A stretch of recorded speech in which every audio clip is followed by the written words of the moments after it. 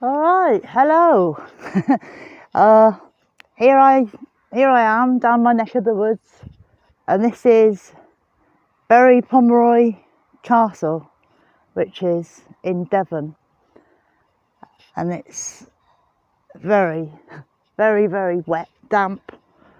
I'm the only one down here. There's nobody else. You can't get your cars down the long driveway anymore, so because of this COVID thing. So obviously I walked up through the woods. But yeah, I'll tell you a bit about the history of this pretty. It's an amazing place. It's one of the most reported to be one of the most haunted castles in England, and nothing really good ever happened here, to be honest with you. It's all been pretty bleak. A lot of death, a lot of sadness, just nothing very nice has ever happened. This is the gatehouse, obviously, now that I'm just walking towards. This bit was actually restored late 80s, early 90s. They did try and put some of it back together because it got into a state of disrepair, but I'll go into that a bit more in a bit. Yeah, basically the castle was, the land was originally owned by the Pomeroy family, they were called back then, obviously the French influence, and they had the land in the 11th century, and they built this castle. It was finished towards the end of the late 15th century. Around about 1547, the castle was sold to the first Duke of Somerset, and his name was Seymour. Now, the Duke of Somerset, he still does live here. He doesn't live obviously in the castle. His property's over the back, and he's got a place in a manor in Wiltshire as well. But he actually handed the castle over to English Heritage, so that's because it was literally just crumbling to nothing. That's when all the building work got done on it. The bit that I just sort of walked up,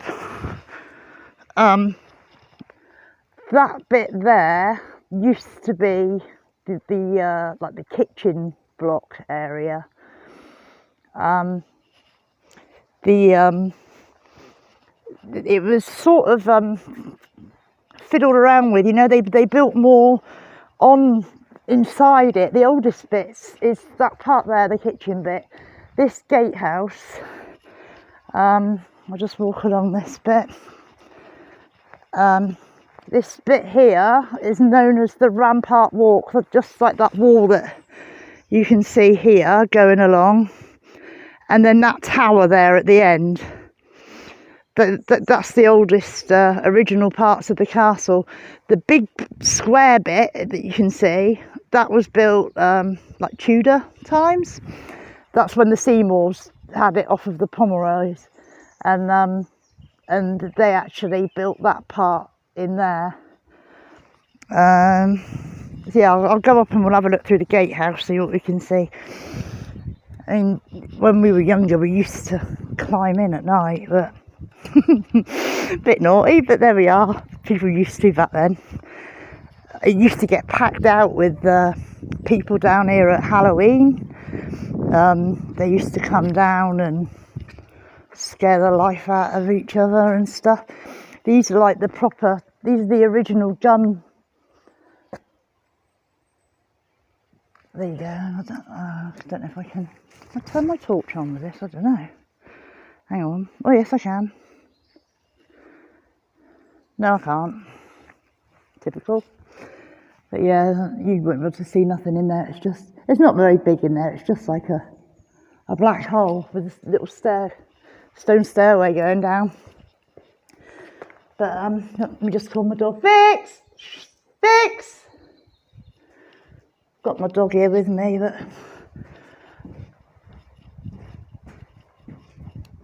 So yeah, that's the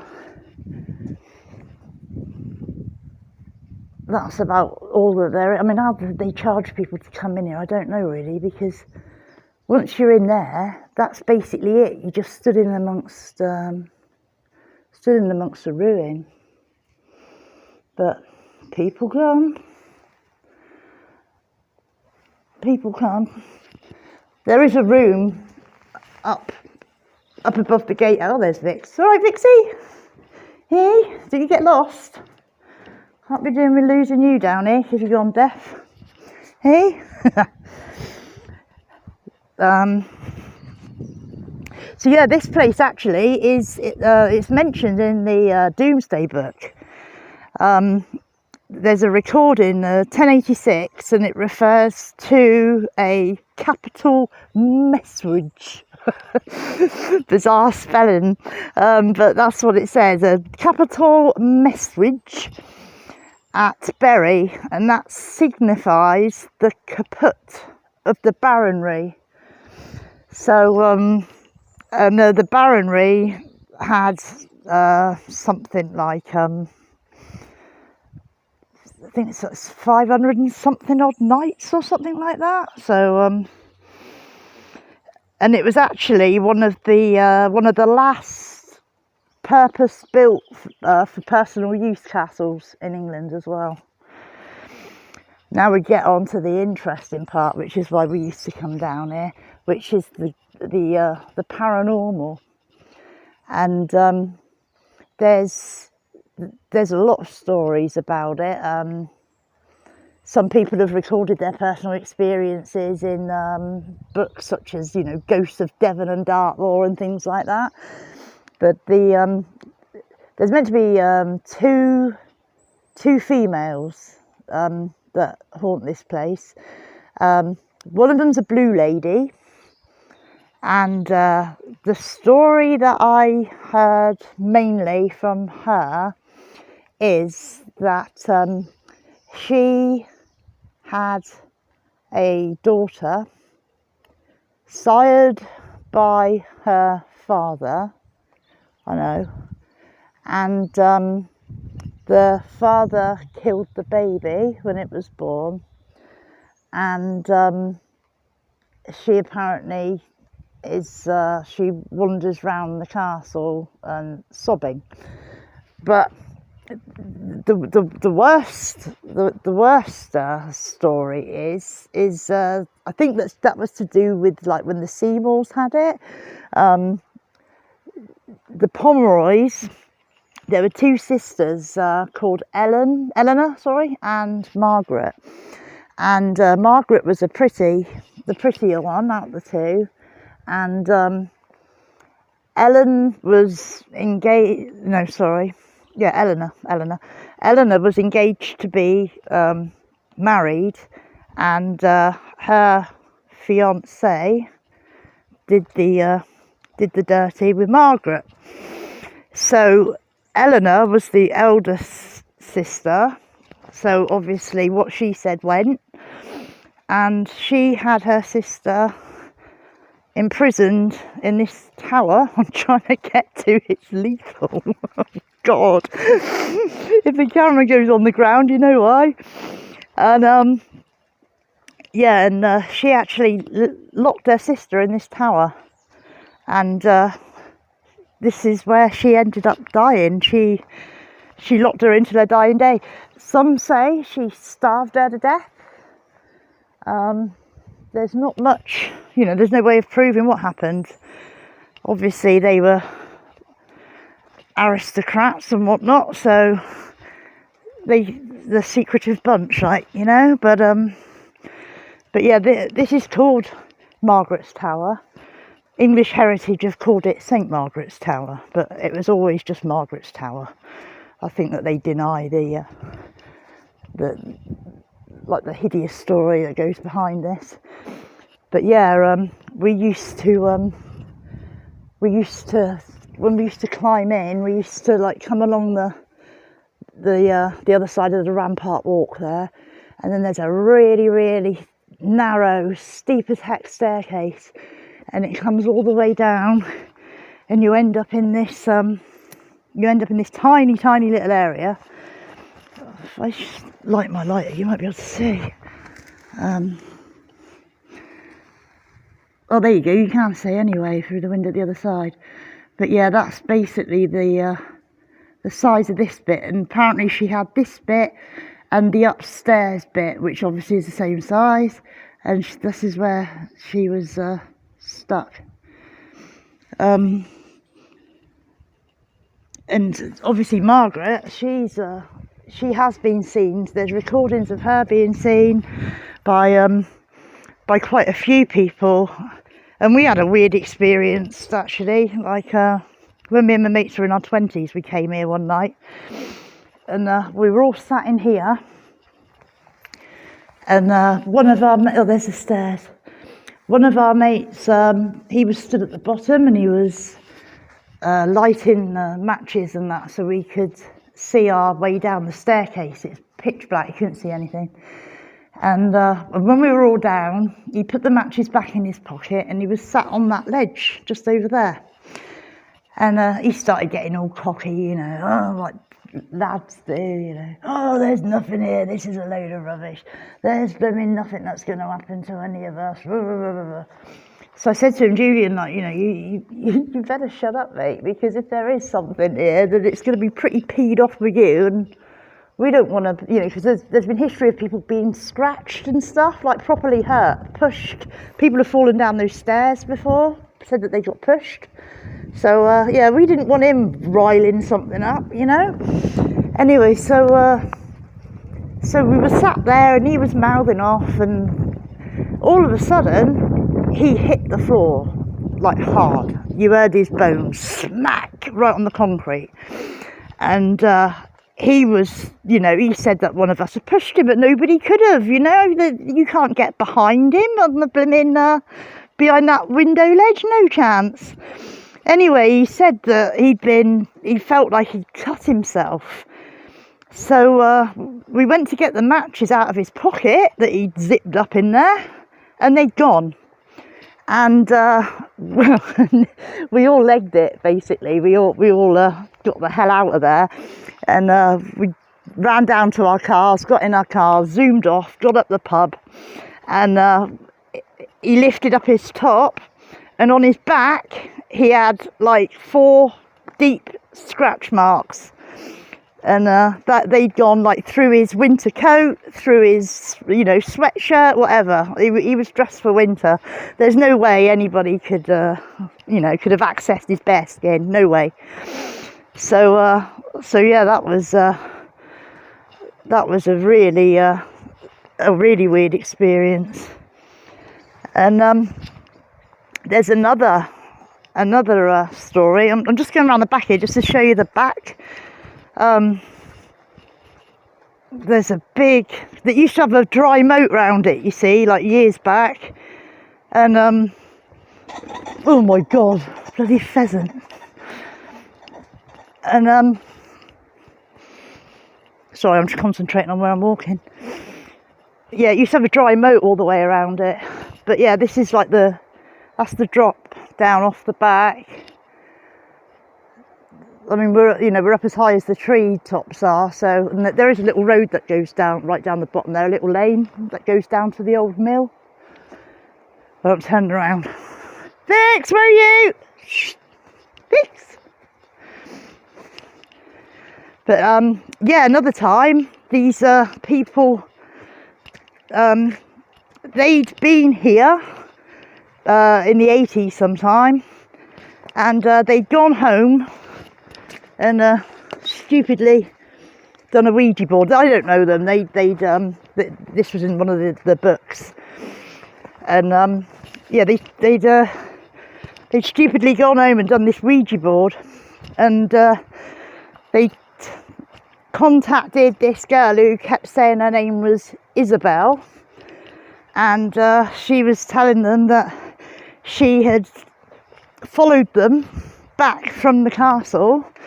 She was 9 years old. She was born out of, good girl, come here then, this way. She was born out of rape.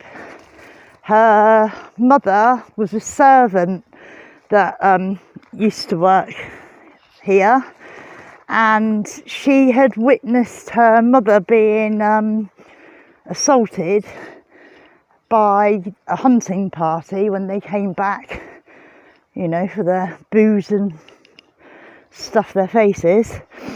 And in their drunken state, they decided that they were going to assault one of the maids. Vix! Vix, come here, don't go down there. Come here.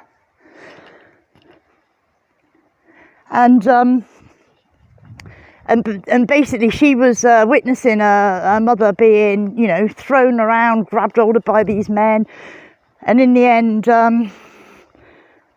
she hit her head or did something. So they ended up, Isabel went to try and protect her mother, and she was thrown to the ground and lost her life in that process. But she didn't realise she had died. So her spirit was still trying to attack the men and stop her mum being attacked, apparently. And she's got a deep resentment for men, and she will hurt and scratch, attack, and is not a good spirit. She's a malevolent spirit. So yeah, that's the story of Isabel. It was reported that somebody apparently had cleansed her, sent her into the light. But I don't really want to mention her too much. I don't want her jumping in the car with me.